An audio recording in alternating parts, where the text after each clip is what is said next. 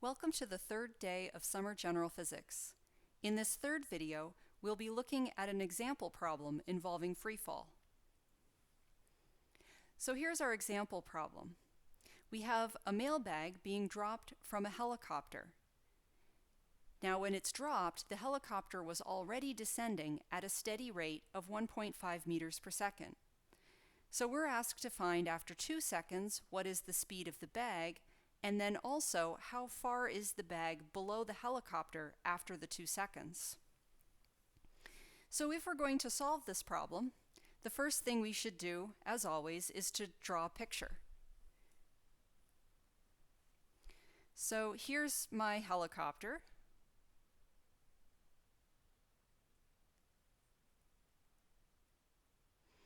And the helicopter has a mailbag, and before it drops the mailbag, it is descending at a steady rate of 1.5 meters per second. Then it lets go of the bag and allows it to fall. And the bag starts falling downwards and accelerates under the influence of gravity. So the next thing I should do is write down the knowns and unknowns for my problem. So for part A, at this point, the things that I know about the bag,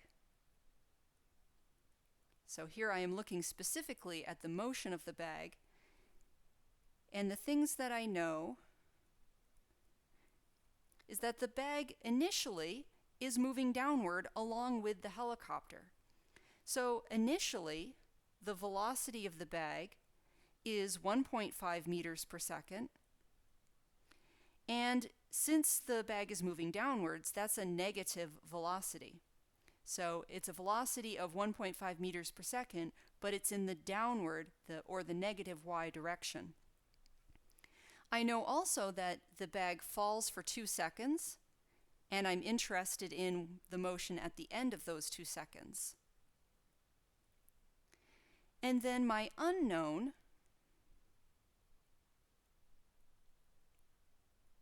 for part A is what's the speed of the bag. I want to know what is the final velocity. So now I can take a look at my freefall equations.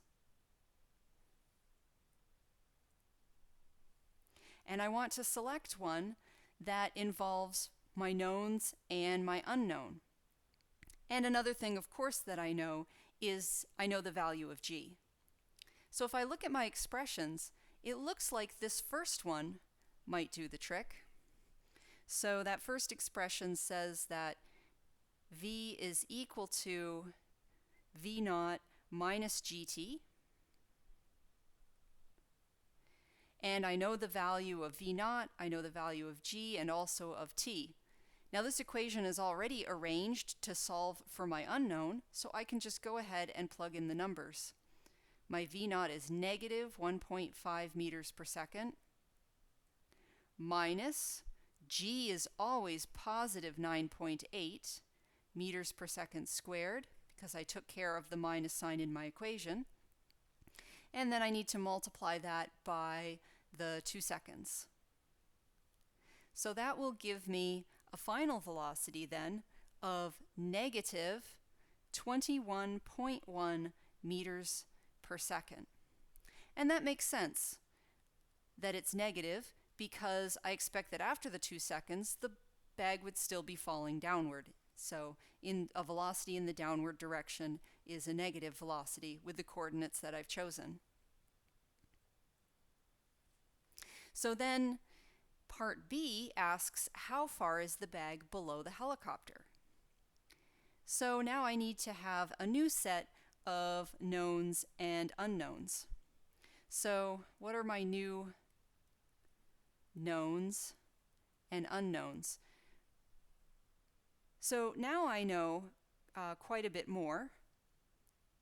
I know that, as before, the initial velocity is negative 1.5 meters per second, that the bag falls for 2 seconds, and I now know that the final velocity is negative 21.1 meters per second. My unknown The thing that I'm trying to find in this part of the problem is how far does the bag travel? What is its delta y? So now I can go back to my freefall equations and look for ones that will give me my delta y given the information that I know. So it looks at this point like there are multiple equations that I could use to solve for delta y. I've solved for one thing already, and I have a lot of information at this point. So I guess I'll choose maybe this second equation, which is that delta y is equal to 1/2 v naught plus v times time.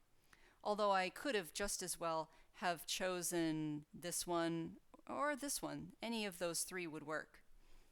So if I plug in numbers here, I have 1/2. My initial velocity is negative 1.5 meters per second, plus the final velocity is negative 21.1 meters per second. And then I need to multiply that by time, which is 2 seconds. So if I plug that into my calculator, I find a delta y of negative 22.6 meters.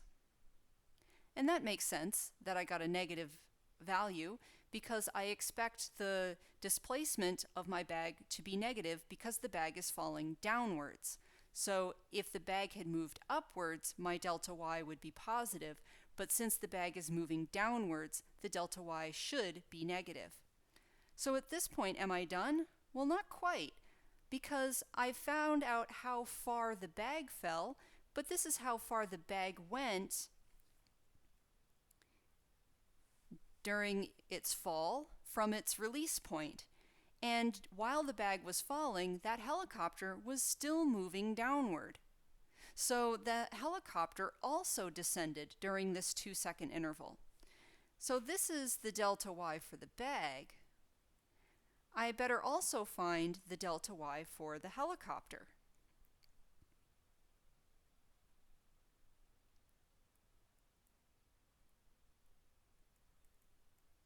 Now the helicopter was not accelerating. The helicopter is descending at a steady rate of 1.5 meters per second. So that means that if it's going at a steady rate, its velocity is not changing. It's moving at a constant velocity, so I can use the constant velocity expression. Now in this case, the helicopter was descending in the y direction, so instead of delta x, I'll use a delta y. Delta y is equal to velocity times time.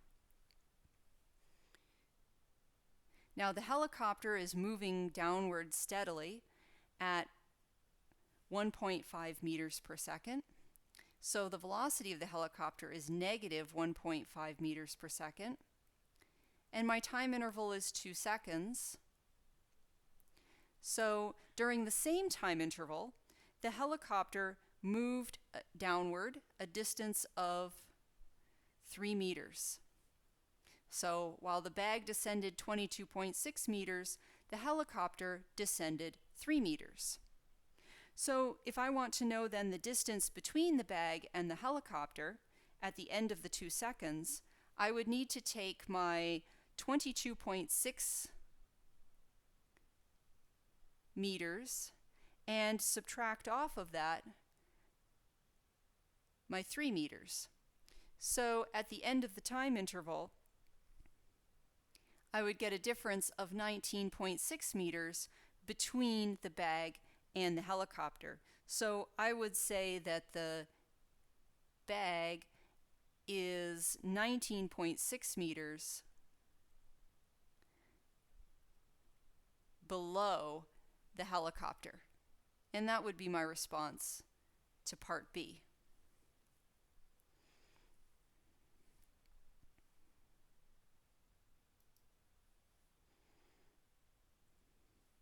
So here is a question for you. Let's say there is a student at the top of a building of height h, and they throw one ball upward with a speed of v0, and then they throw a second ball downward with the same initial speed v0. How would the final velocities compare when the balls reach the ground? So pause the video here and give that a bit of thought. How would the final velocities compare by the time the balls reach the ground? And we're thinking about the instant of time before the balls touch the ground. How would their speeds compare? Would the upward ball be faster right before it reaches the ground? Would the downward thrown ball be faster? Or would the velocities of both balls be equal?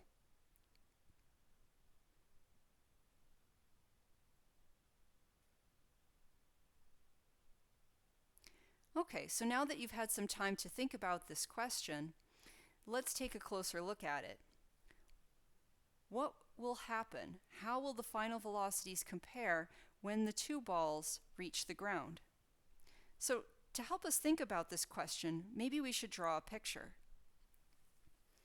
So we have a building, and we throw these two balls. One is thrown with an upward speed of v0, and the other one is thrown with a downward speed of v0. And we want to know what's going to happen when those two balls reach the ground. So maybe I should have drawn my picture a bit lower, like this, so I could think about the whole arc of the ball. v0, v0. So what's going to happen to this upward thrown ball? Well, the upward thrown ball is going to move upwards. It's going to slow down and slow and slow and slow until at the top of the arc it briefly goes to 0, just for an instant, and then the ball is going to come back down, down, down, down, down, down, to where it's at the level, or the same level as the top of the building. What's the velocity of the ball going to be at this point? What will its velocity be after it goes up and after it comes back down again? Well, this motion is somewhat symmetric. It spends the same amount of time slowing down as it does speeding up, and the acceleration is always constant. We could think about this in terms of our freefall equations as well. One of our freefall equations says that delta y is equal to v0 squared minus v squared over 2g. Now at this point, the change in height is 0. When the ball goes up and comes back down, it's at the same height as it was before. So the final height minus the initial height is 0. So our delta y is 0 at this point. So if 0 is equal to the initial speed squared minus the final speed squared over 2g, if I multiply both sides by 2g times 0 is, of course, still 0.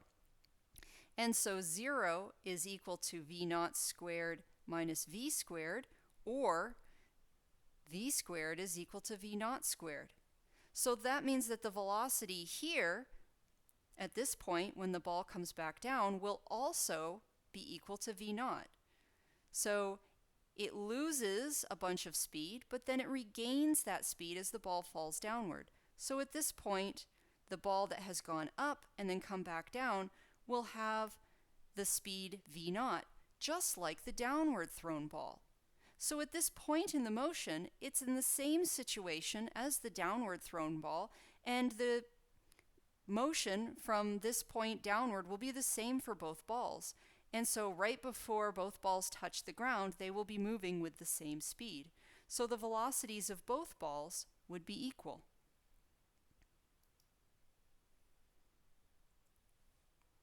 How about this question?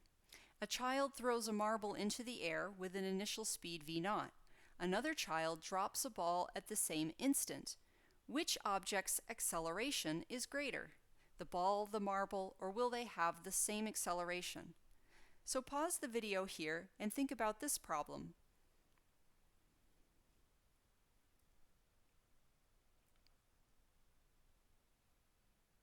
Okay, so now that you've had a moment to think about this problem, what do you think? Which object's acceleration would be greater? The ball, the marble, or will they have the same acceleration? Well, both of these are instances of free fall. If a child throws a marble into the air with some initial speed, the instant the marble leaves the child's hand, the instant the hand is no longer touching the ball, the only force acting on the ball is gravity. Therefore, the instant the marble leaves the child's hand, it is in free fall. At the same time, the child that drops the ball, the instant that ball leaves the child's hand, that ball is in free fall. So both of these objects are in free fall, which means they have the same acceleration, 9.8 meters per second squared in the negative y direction. So the ball and the marble will have the same acceleration because they are both in free fall. So that concludes video 3. In the next video, we will start to look at motion that happens in 2 dimensions.